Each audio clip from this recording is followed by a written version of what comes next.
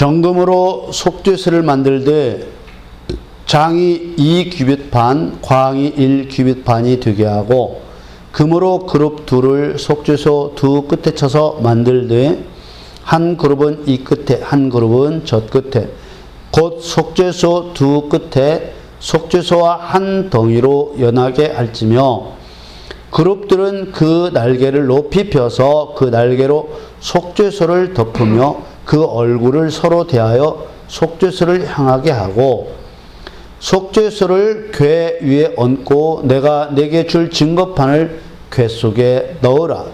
거기서 내가 너와 만나고 속죄소 위 곧 증거궤 위에 있는 두 그룹 사이에서 내가 이스라엘 자손을 위하여 내게 명할 모든 일을 내게 이르리라. 사랑하는 성도 여러분, 이삭의 아들이요 아브라함의 손자인 야곱의 12아들 중에 11번째 아들인 요셉이 애굽의 총리가 되었을 때 야곱의 족속 70명이 애굽에 들어갔습니다. 야곱의 족속들은 400년 동안 애굽 왕 바로의 종살이 끝에 이제 하나님의 은혜로 애굽에서 자유를 얻게 되었습니다. 이들은 하나님의 인도하심을 따라서 젖과 꿀이 흐르는 가나안 땅을 향해서 행진했습니다. 행진하던 중 시내산에 도착했을 때 하나님께서는 모세에게 성막을 짓도록 명령하셨습니다. 하나님께서 성막을 짓도록 명령하신 이유 중에 가장 핵심적인 이유는 만남 때문이었습니다. 여호와 하나님께서 자기 백성을 만나 주시려고 성막을 만들게 하셨습니다. 그런데 아무라도 여호와를 만날 수는 없습니다. 왜냐하면 하나님은 거룩하신 분이고 인간은 죄인이며 죄와 사망이 있는 세상에 속해 있기 때문입니다. 죄인이 거룩하신 하나님을 만날 수 있는 유일한 길은 인간의 죄를 대신해서 십자가에서 죽으신 예수 그리스도를 통하는 길입니다. 왜 예수 그리스도 외에는 구원의 길이 없을까요? 그 이유는 상천하지 위로는 하늘 아래로는 땅 어디에도 죄로 인해 죽은 자를 살릴 수 있는 권세와 능력이 있는 분은 하나님이신 예수 그리스도 한 분뿐이기 때문입니다. 그런 하나님께서 사람을 만나 주시려고 죄인의 죄값 대신 십자가에서 죽으셨습니다. 이렇게 십자가에서 죽으실 예수님의 모습을 구약시대에 유월절 어린 양으로 나타냈습니다. 모세가 전한 여호와 하나님의 말씀을 믿고 어린 양의 피를 문설주와 인방에 바른 백성들은 그 어린 양의 피를 보고 넘어가신 그 은혜로 죽음을 면했습니다. 이 구원받은 백성들이 젖과 꿀이 흐르는 가나안 땅을 향해 행진했습니다. 여호와 하나님께서는 유월절 어린 양의 피로 구원받은 백성들에게 성막을 통해 여호와 하나님을 만나는 방법을 가르쳐 주셨습니다. 앞서 말씀드린 대로 영원히 멸망당할 죄인이 구원을 받아 천국에 계신 여호와 하나님을 만날 수 있는 유일한 길은 예수 그리스도를 통하는 것입니다. 여호와 하나님께서는 세상의 모형인 광야에서 성막이라는 예수 그리스도의 모형을 통해 유월절 어린 양의 피로 구원을 받은 사람들이 어떤 방법으로 거룩하신 여호와 하나님을 만날 수 있는지 가르쳐 주신 것입니다. 이스라엘 백성들이 똑같이 유월절 어린 양의 피로 애굽에서 해방되었어도 모두 다 가나안 땅에 들어가지 못한 것은 예수 그리스도의 십자가의 피로 대속을 받았을지라도 예수를 믿기 시작했을지라도 모든 사람이 다 천국에 들어가는 것이 아니라는 것을 예표하고 상징하는 것입니다. 그것을 보여주는 것이라 그 말입니다. 그래서 하나님께서는 예수 그리스도의 십자가의 피로 대속을 받은 사람들이 어떻게 하면 영원한 천국에 들어갈 수 있는지, 내가 예수 믿기 시작해서 어떻게 살아가면 영원한 천국에 들어갈 수 있는지 가르쳐 주시기 위해서 성막을 지게 하신 것입니다. 이 성막은 예수 그리스도의 몸된 교회의 상징으로서 머리가 되신 예수 그리스도와 함께 행하며 예수님과 함께 행하는 것이 성도들 모임이잖아요.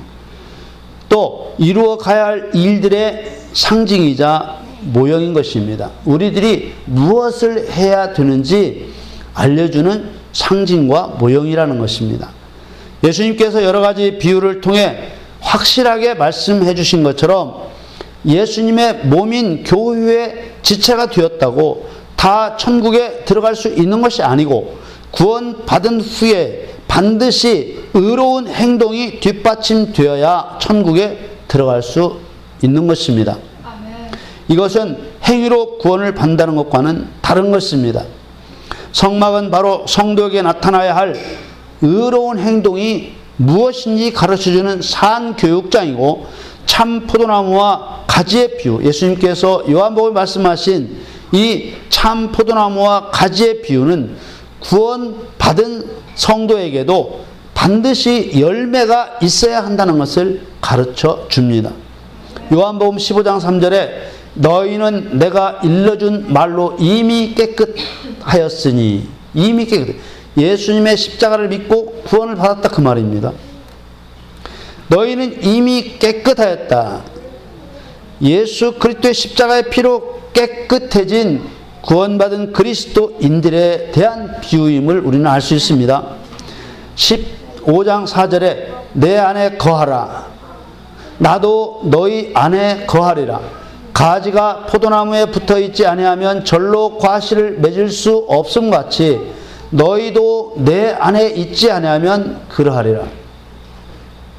예수 그리스도 안에 있다는 것은 예수 그리스도의 질서 안에 있다는 것이죠. 예수 그리스도의 권능 안에 있다는 것이죠. 예수 그리스도의 법 안에 있다는 것입니다. 5절에 나는 포도나무요 너희는 가지니 저가 내 안에 내가 저 안에 있으면 이 사람은 과실을 많이 맺나니 나를 떠나서는 너희가 아무것도 할 수 없음이라. 이 비유를 보면 이미 깨끗해져 구원받은 성도라도 구원에서 떨어져 나갈 수 있다는 것을 알 수 있습니다. 성도가 구원을 받고 그리스도 안에 거하는 것은 값없이 베푸신 은혜로 된 것입니다. 그러나 구원을 거절하고 예수님을 떠날 수도 있다는 것입니다. 요한복음 15장 6절 말씀에 사람이 내 안에 거하지 아니하면 가지처럼 밖에 버리워 말라지나니 사람들이 이것을 모아다가 불에 던져 사르느니라. 이 말씀에서 이미 구원을 받았어도 하나님의 뜻에서 벗어나면 멸망당할 수 있다는 것을 보여줍니다. 여호와 하나님께서 지켜 하신 성막에서 행하라고 하신 일들은 유월절 어린 양의 피로 구원받은 백성들이 반드시 행해야 될 여호와 하나님의 뜻입니다. 마태복음 7장 21절 말씀에는 나더러 주여 주여 하는 자마다 천국에 다 들어갈 것이 아니요 다만 하늘에 계신 내 아버지의 뜻대로 행하는 자라야 들어가리라. 이렇게 유월절 어린 양의 피로 구원을 받았어도 하나님의 뜻대로 행하지 않으면 멸망당한다는 사실입니다.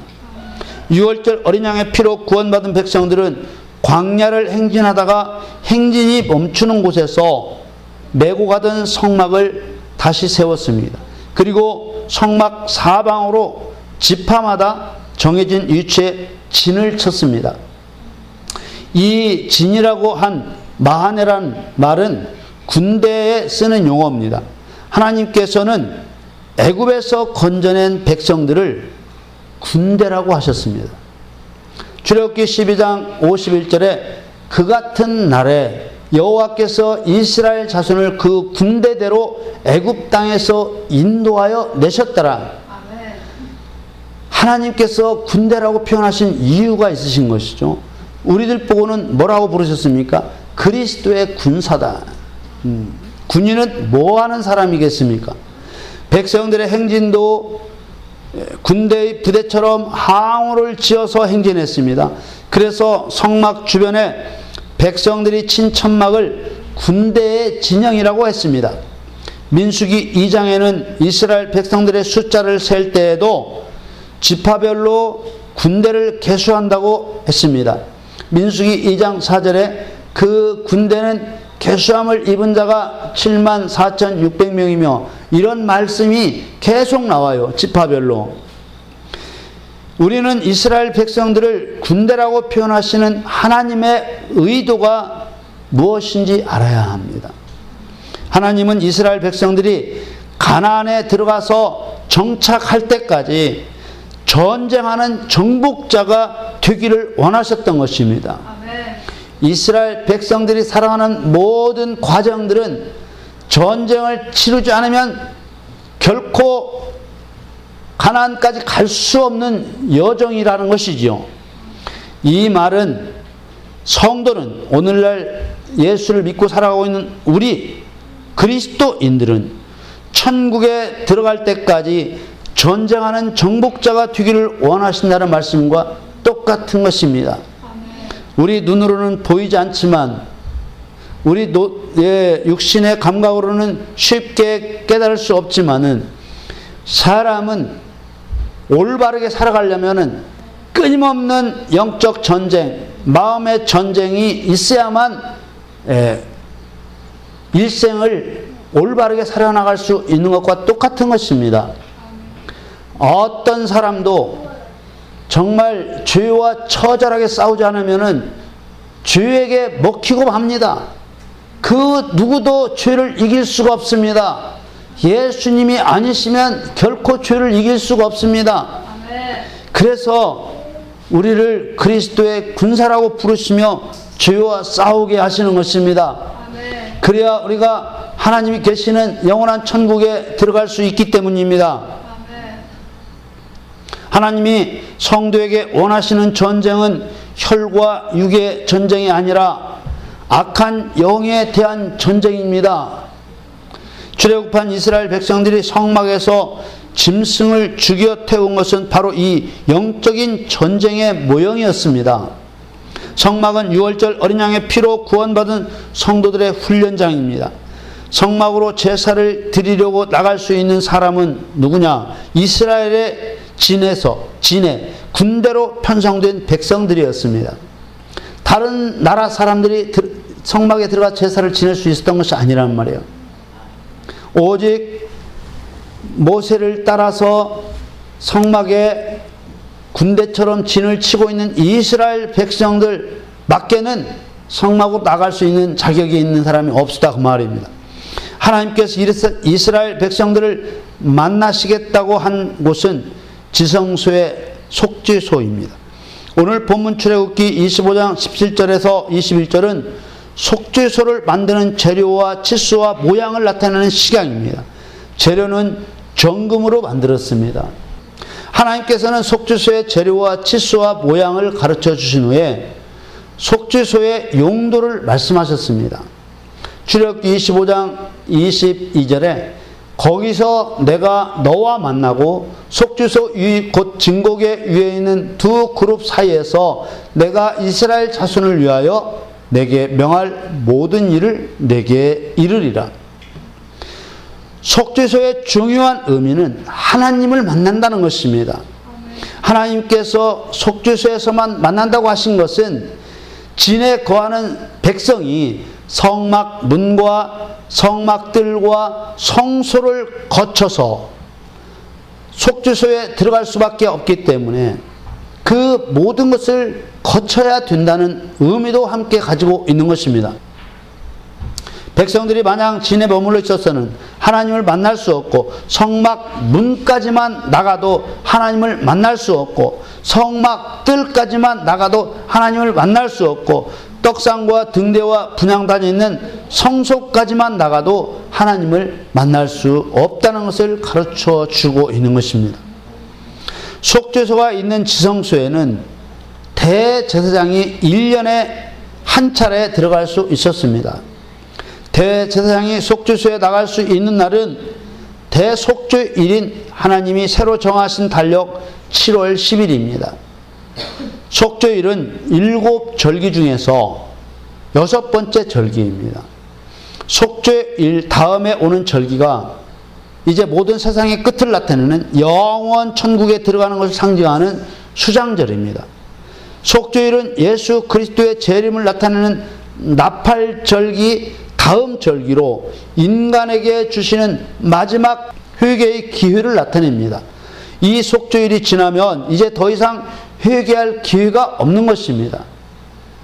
또 속죄일이 올 때까지 예수님께 재림하셔서 모든 사람들이 무엇을 했는지 심판하실 때까지, 예수님이 재림하실 때까지 그리스도인으로서 무엇을 했는지 그것을 들고 나가 우리 하나님께, 심판자신 예수님께 보여드리는, 그야말로 계산하는 날입니다. 계산. 이때 대제사장이 속죄소에 가지고 들어가야 하는 것이 무엇이냐? 바로 짐승의 피입니다.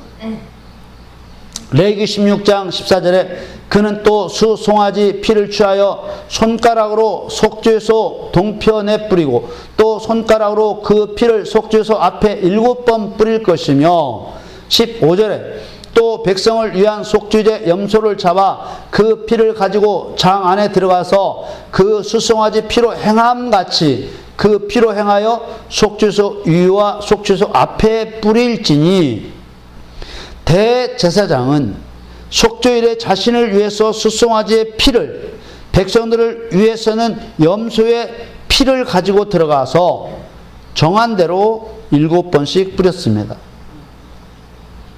대제사장이 속죄소에서 피를 7번 뿌린 것은 마귀에 대한 심판이 완성되었음을 의미합니다. 하나님께서는 희년을 통해 바로 이 세상의 기간을 하나님께서는 7,000년으로 계획하셨습니다. 다니엘의 예언이 이를 증거해 주고 있습니다. 다니엘서 9장 24절에 네 백성과 네 거룩한 성을 위하여 70일에로 기한을 정하였나니 허물이 마치며 죄가 끝나며 죄악이 영속되며 영원한 의가 드러나며 이상과 예언이 응하며 또 지극히 거룩한 자가 기름 부음을 받으리라. 이런 하나님의 계획에 따라서 구약시대의 4,000년이 지나자 언약대로 구원자이신 예수 그리스도가 이 땅에 오셨고, 예수님이 오셔서 예수님의 시대가 3,000년이 될 것을 증거하셨습니다. 누가복음 13장 31절에 곧 그때 어떤 바리새인들이 나와서 이르되 나가서 여기를 떠나소서. 지금 바리새인들이 예수님께 하는 얘기예요. 여기 나가라. 헤롯이 당신을 죽이고자 하나이다. 32절에 가라사대 가서 저 여우에게 이르되, 예수님이 말씀하시는 거예요. 그 여우 헤롯 여우에게 이르되 오늘과 내일 내가 귀신을 쫓아내며 병을 낫게 하다가 제3일에는 완전하여 지리라. 오늘과 내일이라는 이틀은 신약교회 시대 2000년을 말하고, 제3일은 2000년에 이어지는 3000년을 말하는 것입니다.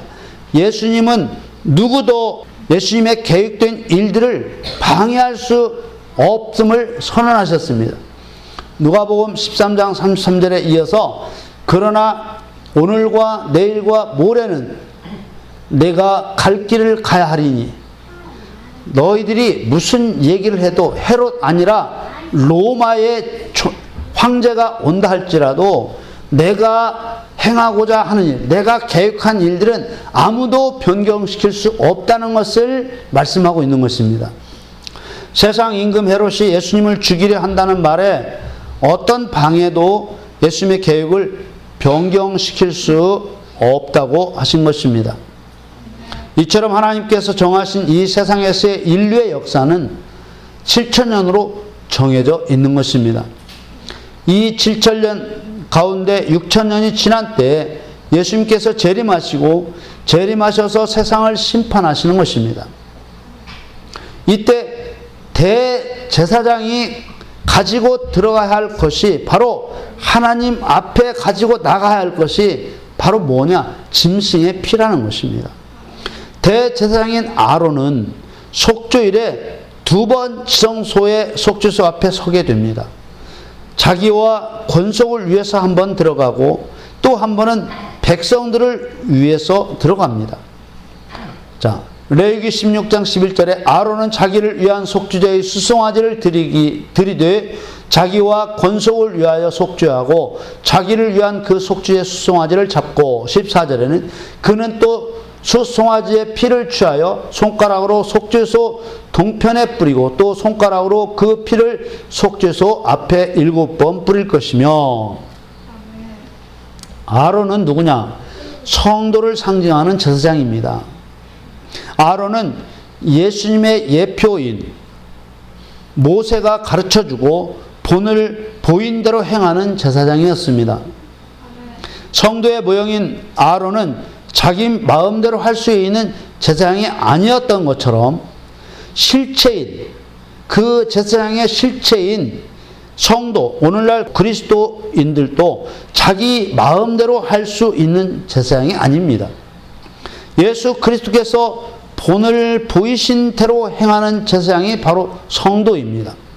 우리 성도는 구약시대의 제사장과 같은 존재입니다.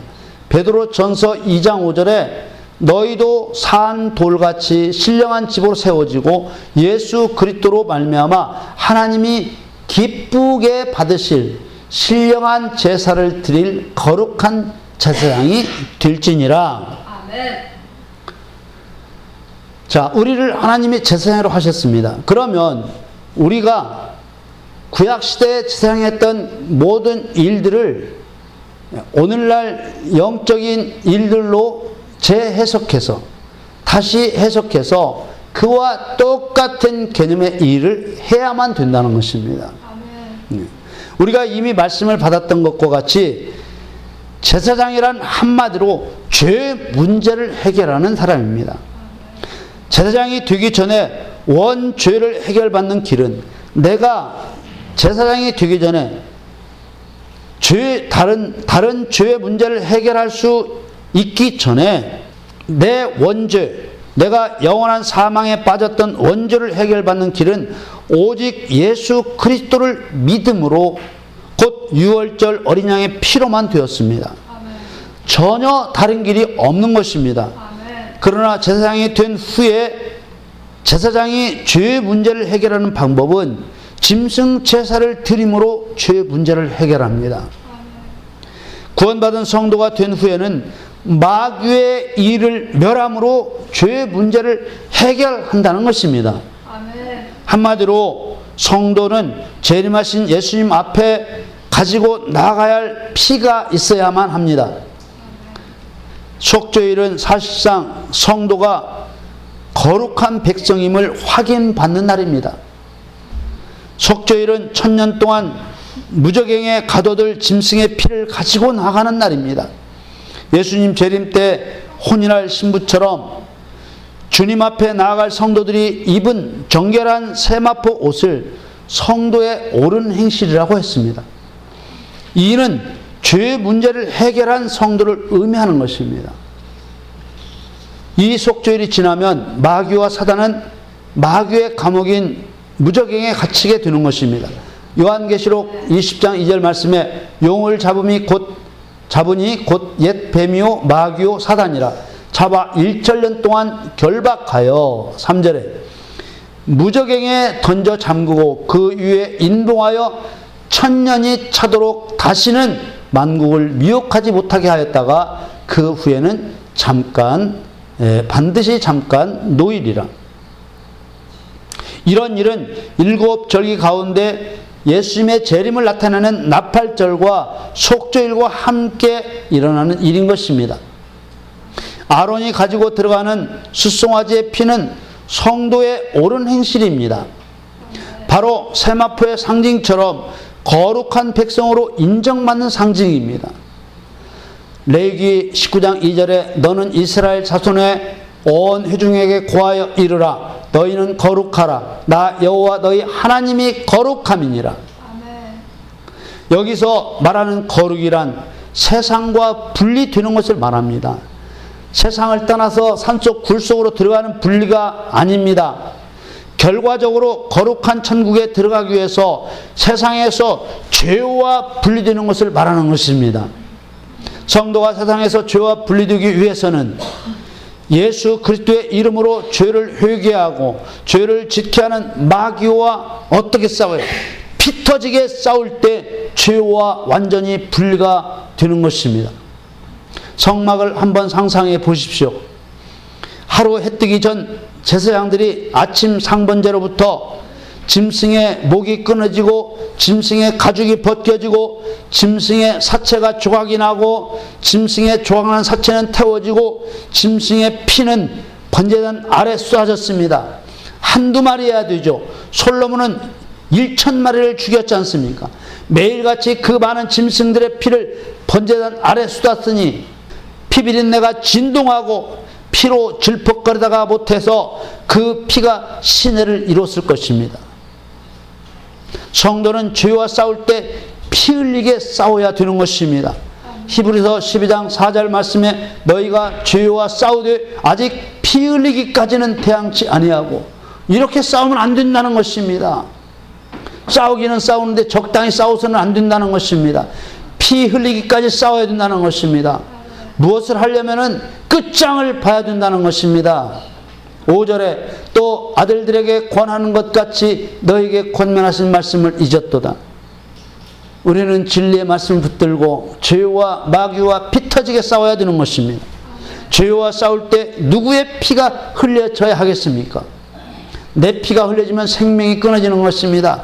내 피를 흘리라고 하시는 것이 아니에요. 우리가 예수님의 능력을 힘입어 싸우면은 내 피가 흘려지는 것이 아니라 내 원수의 피, 마귀의 피가 흘려지는 것입니다. 그래서 번제단 밑에는 마귀의 피가 날마다 시내를 이루었던 것입니다. 예수님의 재림 때 나타날 최후의 심판 때 사단의 피가 온 세상을 뒤덮을 것을 예고하고 있습니다. 요한계시록 14장 19절에 천사가 낫을 땅에 휘둘러 땅에 포도를 거두어 하나님의 진노의 큰 포도주 틀에 던지매 20절 성 밖에서 그 틀이 밟히니 틀에서 피가 나서 말 굴레까지 닿았고 1600사디온에 퍼졌더라. 최후의 심판 때 1600사디온에 퍼질 피는 도대체 누구의 피입니까? 온 세상에 질펀하게 쏟아져야 할 피는 누구의 피입니까? 바로 하나님의 진노로 쏟아지는 마귀의 피입니다. 마지막 심판의 때 속죄소 앞에 임재 앞에 가지고 들어가는 짐승의 피는 누구의 피여야 하겠습니까? 속죄일 속죄소에 짐승의 피 없이는 들어가지 못했던 것처럼 재림하신 예수님께서 속죄의 은총을 베푸시는 그날에는 죄와 싸운 피의 증거 없이는 나가지 못하는 것입니다. 하나님께서는 성막을 통해 오늘날 성도들이 예수님 재림의 날 예수님 앞에 서기 위해 무엇을 어떻게 준비해야 되는지 계시해 주시고 계시는 것입니다. 먼저 진에서 일어나 속죄소를 향해 나가야 합니다. 우리가 예수 믿었으니까 이제 나는 천국 간다 질펀하게 앉아있으면 안 된다는 것입니다. 우리 성도는 이미 유월절 어린 양의 피로 구원을 받고 약속의 땅 가나안 땅을 향해 행진하는 그리스도의 군사입니다. 우리는 이미 예수님의 죽으심과 부활을 경험하고 오순절 성령 강림을 경험하여 성령으로 거듭난 사람들입니다. 우리는 완전 무장된 사람들입니다. 우리들은 이제 예수님의 재림을 고대하는 성도들입니다. 우리는 언제 예수님이 이 땅에 오신다 해도 우리는 그분을 환영할 사람들이지 죄 때문에 벌벌 떨면서 쥐구멍을 찾아 들어갈 사람들이 아니라는 것입니다. 우리는 성막을 통해 가르쳐 주신 하나님의 뜻대로 속죄일에 속죄소에 가지고 들어갈 피를 준비해야 하는 것입니다. 제사장 된 우리는 날마다 짐승을 죽여 상번제를 드려야 합니다. 우리는 죄와 싸우는 것을 멈출 수 없습니다. 우리 그리스도인은 죄와 싸우는 것을 멈출 수 없는 것입니다.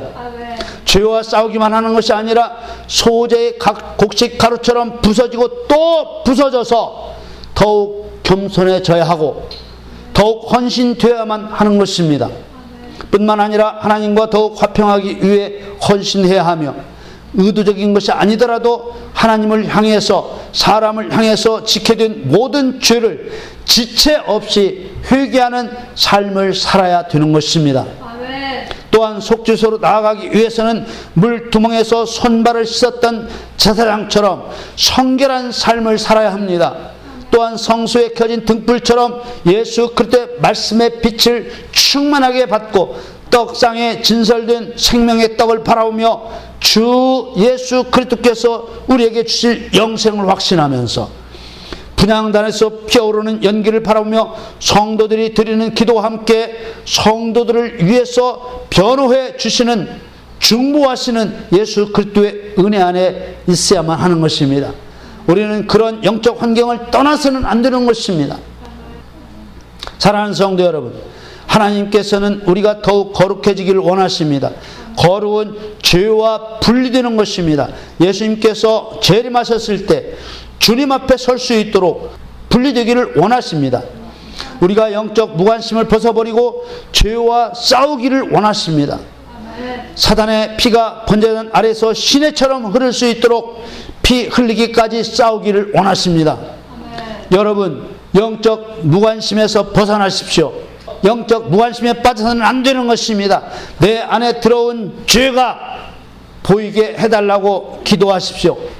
날마다 하나님의 말씀으로 무장하고 주님 만날 때 보여드릴 의로운 일들을 준비하는 성도로 살아가시기를 주님의 이름으로 간절히 축원합니다.